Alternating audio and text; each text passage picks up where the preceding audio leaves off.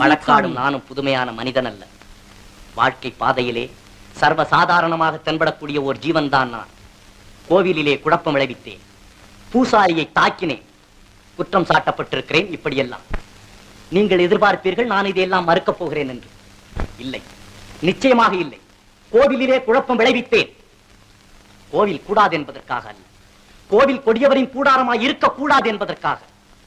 பூசாரியை தாக்கினேன், அவன் பக்தன் என்பதற்காக அல்ல, பக்தி பகல் வேஷமாய் ஆகிவிட்டதை கண்டிப்பதற்காக. உனக்கேன் இவ்வளவு அக்கறை? உலகத்தில் யாருக்கும் இல்லாத அக்கறை என்று கேட்பீர்கள். நானே பாதிக்கப்பட்டேன், நேரடியாக பாதிக்கப்பட்டேன். சுயநலம் என்பீர்கள். என் சுயநலத்திலே பொதுநலமும் கலந்திருக்கிறது. ஆகாரத்திற்காக அழுக்கை சாப்பிட்டு தடாகத்தை சுத்தப்படுத்துகிறதே மீன்.